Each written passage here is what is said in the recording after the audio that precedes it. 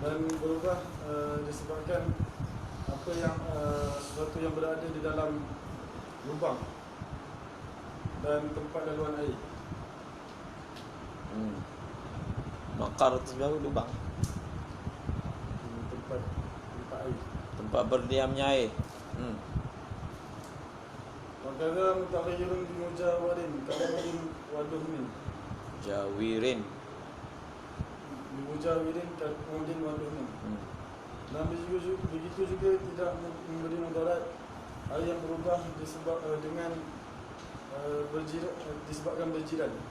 Dengan sesuatu yang berjiran, seperti ranting dan minyak. Seperti kayu, bukan ranting. Oh, dia bukan kayu, bukan ranting.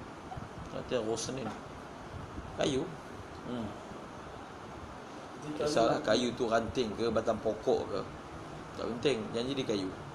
Kemudian Au biturabin tuliha fil azhari, atau air itu berubah dengan disebabkan tanah yang dicampakkan di dalamnya, untuk pendapat yang Azhar. Wa yukrahul musyammasu, dan dimakruhkan air musyammas. Wal musta'malu fi fardhi taharati qila wa nafliha ghairu tahurin fil jadidi.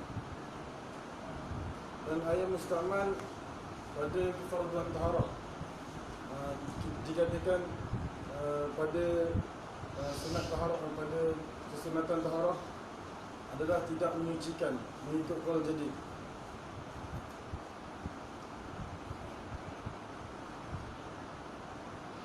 lagi In jumi'a fa balagha kullataini fa tahuran fil asahi. Semua faham kan? Kita dah jumpa berapa istilah setakat ini.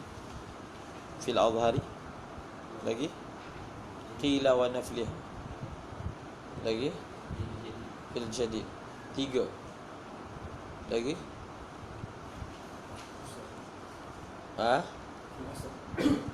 Apa dia fil asah wa kadza apa? Mujawab. Yang sebelum ni fil asah ada dah. Allahu akbar.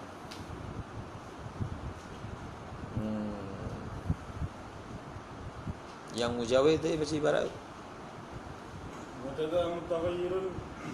Wakadha mutaghayyirun bi mujawirin ka'udin wa duhnin aw bi turabin tuliha fil azhari.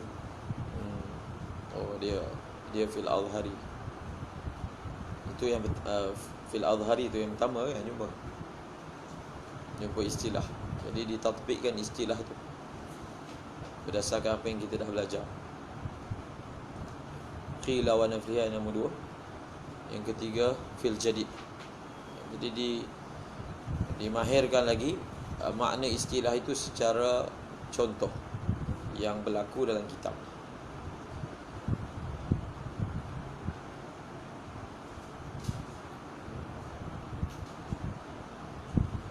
Di awal kitab musannif membawakan sepotong ayat Al-Quran sebagai mengambil berkat dengan firman Allah Subhanahu Wa Taala. Walaupun kitab ini tidak ditulis dengan cara membawakan dalil sama ada Al-Quran, hadis ataupun illat, ini satu-satunya tempat yang musannif dia bawa dalil, iaitu ayat Al-Quran dengan mengambil berkat ayat-ayat tersebut. Dan mengikuti juga Imam Syafi'i yang membawa ayat ni juga dalam Kitabut Taharah. Maka dibawalah ayat ni sebagai tabarrukan bi kalamillah di permulaan kitab. Wa anzalna minas sama'i ma'an tahura. Jadi ayat ini disebut dalam kitab Al-Iqna menjadi dalil bahwasanya air ini adalah sesuatu yang dia bersifat boleh menyucikan benda lain. Ayat ini dia tidak menjadi dalil bahwasanya untuk mengangkat hadas dan juga apa? Dan juga menghilangkan najis disyaratkan air, seperti mana keterangan yang pertama dalam kitab ini. Tetapi ayat ini memberitahu bahwasanya air ini Allah Ta'ala jadikan dia punya khususiat dia ialah taharah. Bukan taharah saja, dia boleh menyucikan benda lain. Wa anzalna minas sama'i ma'an tahura. Tahur. Dia bukan hanya tahir, tapi dia tahur. Dia ada makna mubalaghah. Jadi kalau makna mubalaghah, kalau hanya makna ayat ini adalah apa? Suci, memadai tahir. Tetapi didatangkan mubalaghah menunjukkan ada sisi tambahan, ada nilai tambah pada sifat air tersebut. Jadi apa nilai tambah? Bukan hanya dia suci, tapi dia menyucikan. Jadi ini sandaran mazhab Syafi'i bahawasanya untuk menyucikan sesuatu hanya boleh guna air. Faham? Dalam mazhab Hanafi, selain air juga boleh guna untuk cuci najis. Tapi kita kata tak, air sahaja yang boleh. Air sahaja. Sebab itu pada ibarat yang seterusnya, nanti kamu baca ibarat seterusnya, saya sebut ni, baca. Disebut dalam mula-mula disyaratkan. Bila disebutkan perkataan syarat, maknanya benda tu wajib. Syarat ni benda yang wajib, yang tidaklah sah masyrut melainkan dengan adanya dia. Kita ada syarat, kita ada masyrut. Masyrutnya apa? Mengangkat hadas. Masyrutnya mengangkat najis, menghilangkan najis. Syaratnya air. Faham? Maknanya kalau tak ada air, tak terangkat hadas. Kalau tak ada air, maka tidak hilanglah najis. Faham? Itu maksud syarat. Satu lagi masyrut. Dia apakah maksud syarat masyrut? Kamu belajar dalam Jam'ul Jawami'. Syarat masyrut ni ialah apabila tiada syarat, maka tiadalah masyrut. Faham? Apabila tiada syarat, maka tiadalah masyrut. Apabila tiadanya air, maka tiadalah terangkat hadas. Apabila tiada air, maka tiadalah hilangnya najis. Faham? Mengangkat hukum najasah tu tak ada. Sebab itu tayamum tidak mengangkat hadas. Tayamum tidak mengangkat hadas. Istinja dengan batu tidak menghilangkan najis. Mengangkat hadas hanya boleh dilakukan oleh air sahaja. Dalam tayamum ini dipanggil taharah darurah. Darurat. Tiada hadas yang terangkat, tetapi dibenarkan juga semayang. Siapa yang benarkan? Syariat benarkan. Kerana darurat apa? Air tak ada. Apa bukti bahawasanya tayamum tidak mengangkat hadas? Bila satu orang tayamum, dia tak boleh niat sahaja aku mengangkat hadas. Siapa yang tayamum, dia niat sahaja aku mengangkat hadas, maka tayamum dia tak sah. Kerana tayamum tidak mengangkat hadas. Faham? Tayamum tidak mengangkat hadas. Yushtaratu li raf'il hadasi wan najasi ma'un. Ma'un tahurun, ma'un mutlaqun. Ma'un mutlaqun, air mutlaq. Air, dia masuk air mutlak ni sesuatu yang dipanggil air secara mutlak. Itu masuk air mutlak. Faham? Mutlak ni dalam bahasa Arab, lawan dia apa? Muqayyad. Mutlak lawan dia muqayyad. Maksudnya dia ini dalam bahasa boleh dipanggil ma' tanpa perlu kait dengan perkataan lain. Itu maksud air mutlak. Dia telah dibebaskan daripada kait, ikatan perkataan lain. Dalam bahasa Arab, dalam konteks bahasa Arab. Kalau kita nak terjemahkan dalam bahasa Melayu, sesuatu yang sebab tu dia bagi jumlah mu'taridah tafsir. Apakah yang dimaksudkan dengan air mutlak? Wa huwa ma yaqa'u alaihi ismu ma'in bila qaid. Sesuatu benda yang jatuhlah atas dia nama air. Perkataan air tu boleh jatuh atas dia, boleh digunakan pada dia tanpa perlu kita perlu tambah perkataan lain. Faham? Kalau sesuatu yang mana nak nisbahkan air pada dia boleh, tapi kena idhafatkan dengan satu perkataan yang lain, maka ia tidak dipanggil air mutlak. Faham? Air mutlak maksudnya mutlaqun minal qaidi, yang dibebaskan daripada ada sebarang qaid ketika mengucapkan kalimahnya. Diambil daripada mana? Diambil daripada ayat Al-Quran lah. Mak. Quran kata mak sahaja. Sebab tu orang Arab kalau kita kata bawa air, dia akan bawa air kosong. Kerana mak dalam bahasa Arab tidak memberi makna air kopi, tidak memberi makna air jus, tak. Dia tak akan guna untuk air jus mak sahaja. Kalau orang tu guna, dia tak erti lah bahasa Arab kan. Orang Arab tak akan guna perkataan mak untuk selain daripada air kosong sahaja. Jadi dia punya istidlal dia adalah menggunakan lughah. Ma' wa anzalna minas sama'i ma', bas ma' air. Kalau gahwah kopi, orang panggil mak ke dalam bahasa Arab? Tak. Maka bukanlah yang dimaksudkan daripada Quran. Air kelapa, adakah dalam bahasa Arab, orang Arab bila dia sebut air kelapa, dia hanya sebut mak je? Tak, dia takkan sebut mak kan. Jadi itu bukan dimaksudkan oleh Al-Quran. Sebab itu ia adalah syarat. Dalam mazhab Hanafi, untuk cuci najis kita boleh guna air kelapa. Faham? Untuk angkat hadas tak boleh, cuci najis boleh. Mereka melihat cuci najis ni tujuan dia hilang, bagi najis tu tak ada. Dia nak hilangkan pakai apa? Pakai bakar, pakai api ke? Dia nak hilangkan dengan pakai cecair apa-apa ke? Jadi dia punya najis tu hilang. Bau tak ada, rasa tak ada, ain tak ada. Nak hilangkan pakai apa pun boleh. Itu dalam mazhab Hanafi.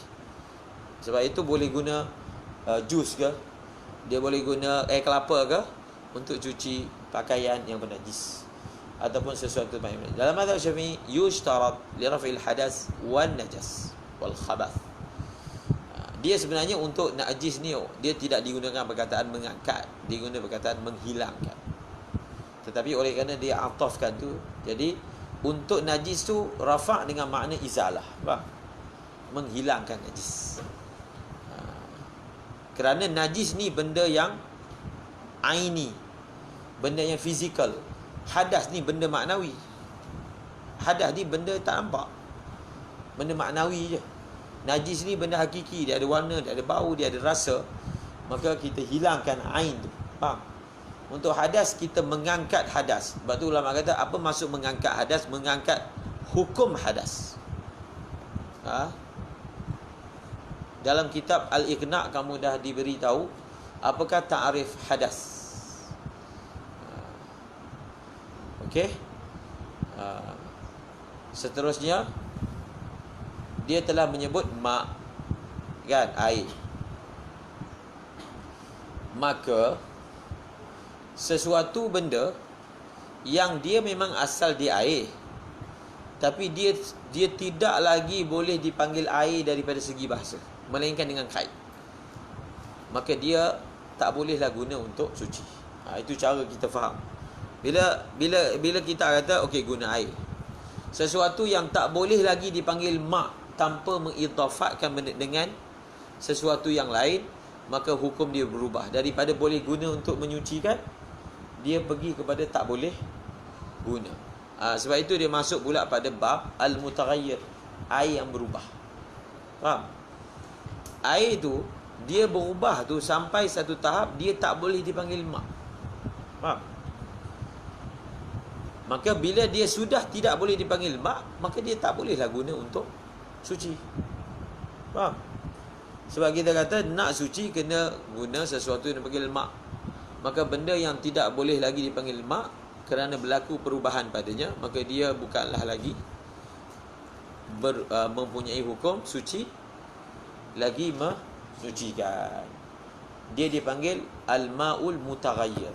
Dia suci tapi tidak menyucikan. Air, hukum air ni terbagi kepada berapa? Hukum air terbagi kepada pertama, suci, lagi menyucikan. Nombor 2, suci tetapi tidak menyucikan. Nombor 3, tidak suci, najis. Faham? Suci lagi menyucikan, dia ada 2. Satu makruh, satu lagi tidak. Suci lagi menyucikan terbagi kepada 2. Makruh penggunaannya, tidak makruh penggunaannya.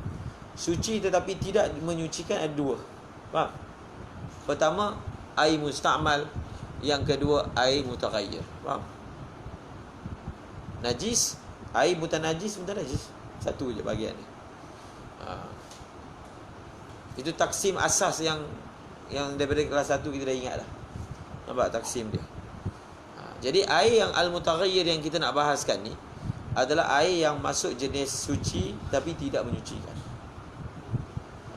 Dalam kitab Matan Ghayah dia guna perkataan al-mutaghayyiru bit-tahirat. Apakah syarat-syarat air itu boleh menjadi air mutaghayyir? Macam mana sebuah ataupun macam mana air mutlak boleh bertukar jadi air mutaghayyir? Bila air mutlak dia tukar jadi air mutaghayyir, hukum dia pun bertukar. Hukum tukar daripada tahur kepada tahir sahaja, ghairu tahur. Ada beberapa syarat untuk kita hukum air itu dikira sebagai mutaghayyir. Cukup syarat ni dia mutaghayyir, tak cukup syarat ni dia kekal mutlak. Faham? Dia kekal hukum asal. Dia nak pindah jadi hukum nombor 2, ada syarat-syarat dia. Tengok dalam matan, syarat dia pertama, al-mutaghayyiru bimustaghnan anhu. Faham? Al-mutaghayyiru, pertama, syarat pertama dia itu berubah dengan sebab. Berubah dengan sebab apa? Benda apa yang ubah air itu? Syarat pertama, benda yang mengubah air itu, pertama sekali syarat dia, benda yang mengubah air itu mesti benda yang suci. Kalau benda najis yang mengubah air, dia tak jadi air mutaghayyir, dia jadi air najis. Itu lagi teruk. Syarat pertama, air, benda yang mengubah air itu mesti suci. Faham? Tahir. Syarat pertama. Dalam matan tak sebutlah, tapi itu maklum. Syarat kedua, sesuatu yang mengubah air itu adalah sesuatu yang mustaghnan anhu. Faham? Syarat nombor 2. Syarat nombor 3, selepas perkataan mustaghnan anhu, dia kata apa?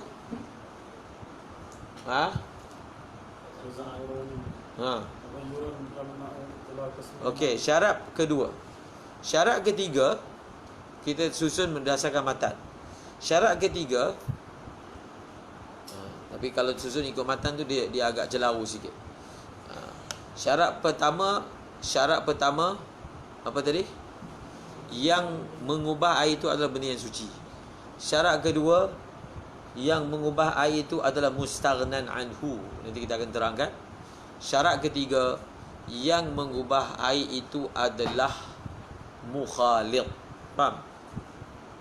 Dia adalah apa? Mukhalid. Syarat keempat, perubahan yang berlaku terhadap air itu adalah perubahan yang menghalang daripada boleh air itu dipanggil air secara mutlak. Cukup 4 syarat ni, maka air itu dipanggil mutaghayyir. Tak cukup 4 syarat ni, dia tidak dipanggil mutaghayyir. Faham? Maka dia bagi contoh. Apakah contoh sesuatu yang mengubah air yang suci, yang bersifat mustaghnan anhu? Dia bagi beberapa contoh. Pertama, za'faran. Yang kedua, kaza'faranin. Satu je contoh, za'faran. Dia masukkan za'faran, air tu kan jadi kuning. Okey. Perubahan, bila dia sebut je perubahan, yang dimaksudkan perubahan apa? Perubahan pada salah satu daripada 3 sifat. Warnanya, baunya, rasanya. Faham? Syarat perubahan tu, kalau kita nak guna bahasa ringkas, perubahan yang banyak. Kalau perubahan itu sedikit, air itu masih kekal hukum mutlak. Kalau perubahan tu banyak, air itu dah bertukar jadi mutaghayyir. Okey. Perubahan yang banyak tu maksud apa? Banyak tu sendiri maksud apa banyak?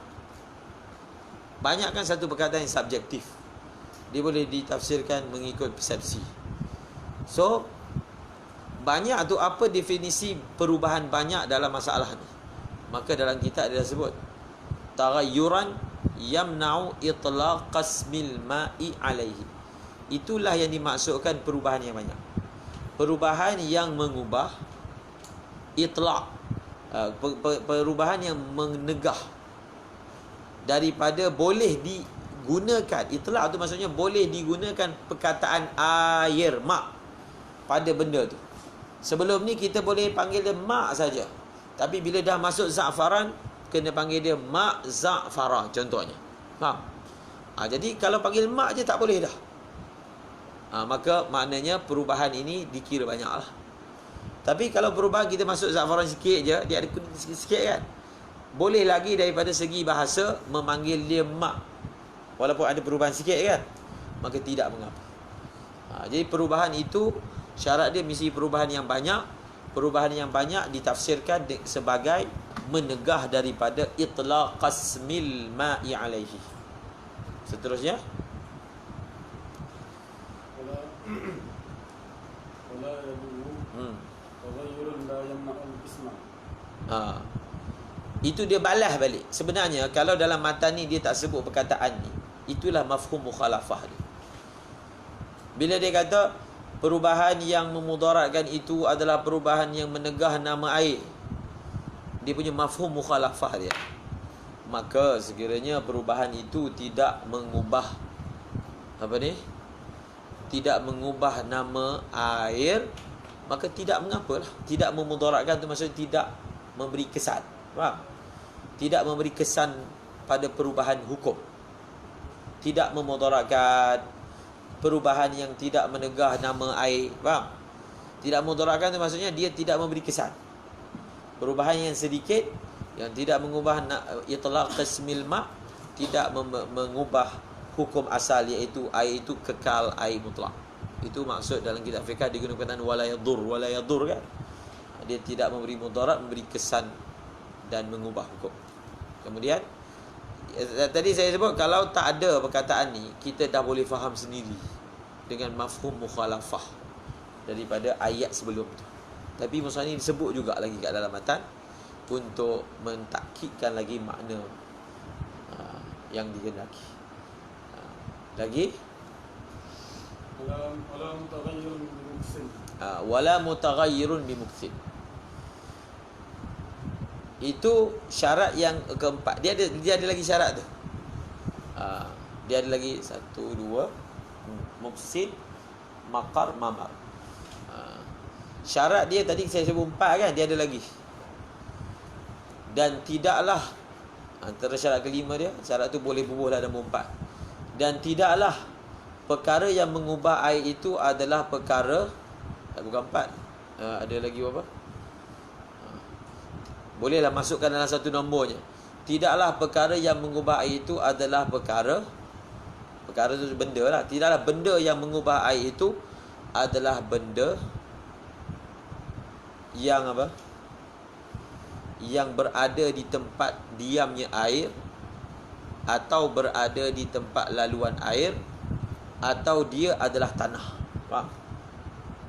Itu dia punya khulasah dia.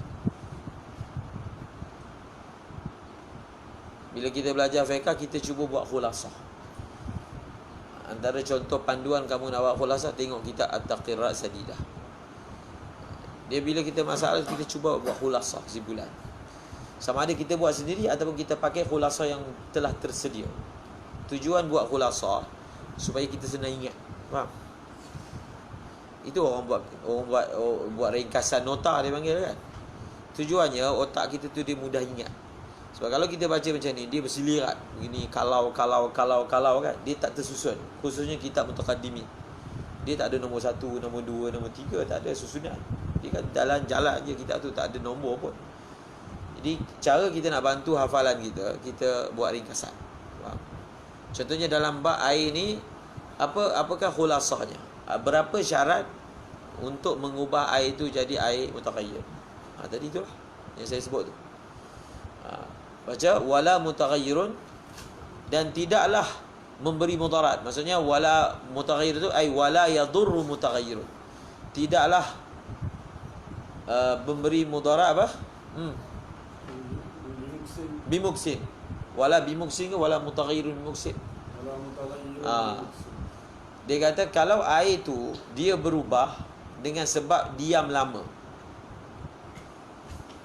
maka air tersebut dia berubah, tapi air tu tetap kita hukum air mutlak. Bukan semata-mata berubah air tu terus dipanggil air berubah, tak. Ada keadaan dia berubah tapi tetap dia hukum dia adalah air mutlak.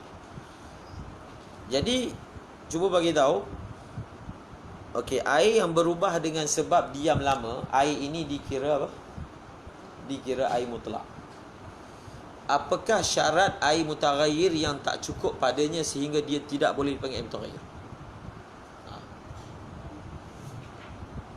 Apakah syarat untuk jadi air mutaghayyir yang kita dah sebutkan tadi, yang tidak ada pada surah air yang berubah dengan sebab diam lama? Siapa boleh beritahu? Apa syarat yang tak cukup?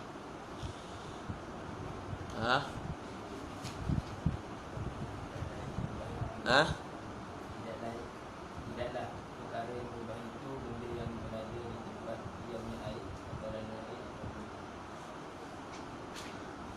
Maksudnya dia tu masuk dalam kategori berada dalam air. Dia masuk kategori mana? Tempat diamnya. Saya tulis apa ya? Tempat diam. Benda yang berada kan? Tidaklah yang mengubah air itu sesuatu yang berada di tempat diamnya air. Berada di tempat diamnya air. Siapa boleh bagi jawapan lain? Itu cara kita belajar fiqh, kita hafal syarat. Okey, sesuatu benda tu dia ada syarat. Dia nak jadi hukum macam ni, ada syarat-syarat 1, 2, 3, 4, 5. Kena hafal lah. Macam mana kita nak hukum? Senang je.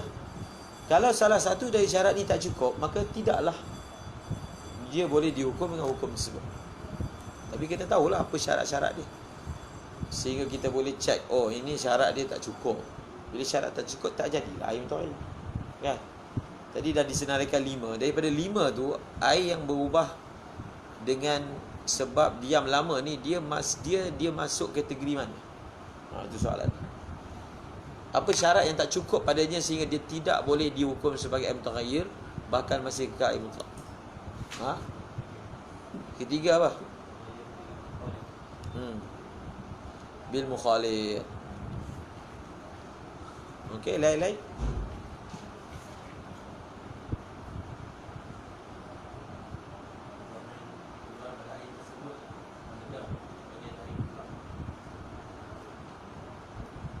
Mendengar apa? Tak, dia memang berubah. Tak boleh panggil mak. Dia memang tak boleh dipanggil mak. Faham?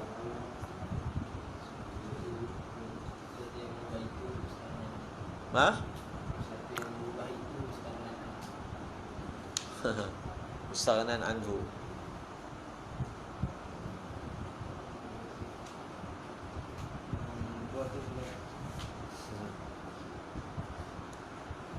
Yang ni apa? Bukan suci lah. Dia kalau benda suci, lawan ni tak suci. Maksudnya dalam kes ni, yang ubah dia bukan benda suci. Dia kan syarat nak jadi air mutaghayyir, mesti yang ubah tu benda suci kan. Jadi kalau dalam surah ni bukan benda suci, dia punya terbalik dia, benda tak suci. Mestilah macam tu kan. Dia suci, lawan dia tak suci. Mana lawan ketiga? Air tersebut berubah bukan dengan benda yang mustahil. Dia punya syarat yang tak cukup. Itulah syarat dia. Syarat dia ialah kerana tidak ada benda yang masuk. Tak payah cerita suci, benda masuk pun tak ada. Mustaghnan ke suci, tak ada, itu tak ada. Masuk benda pun tak ada. Faham? Wala mutaghayyirun bimuksin. Ustaz apa lepas ni? Ustaz Abdul Hamid tak ada. Betul lah.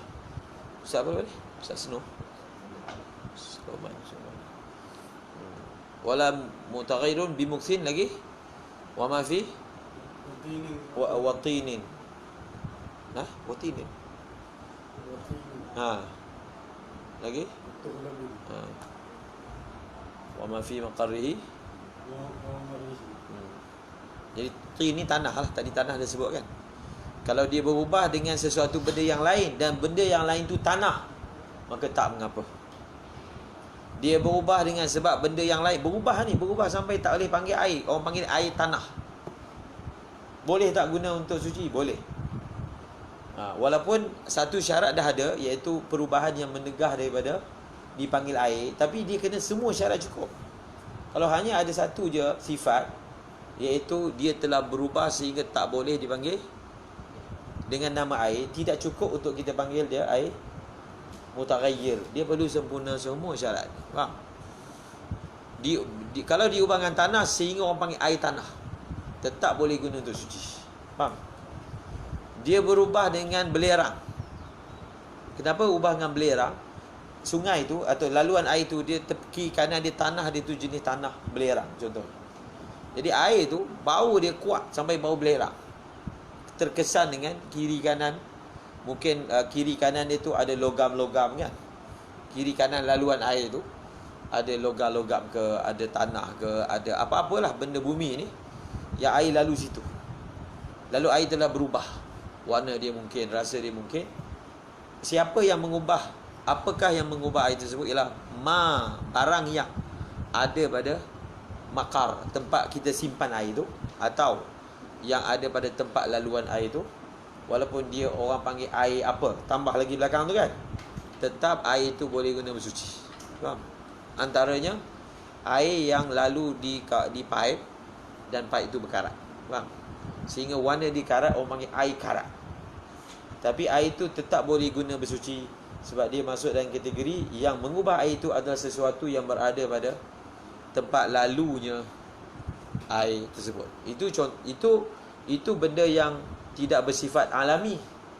Yang bersifat alami macam sungai tadi itulah. Sungai ke, laluan ke, terusan kecil ke, dia lalu kawasan tanah yang ada benda yang boleh bagi kesan pada warna air, kesan pada bau.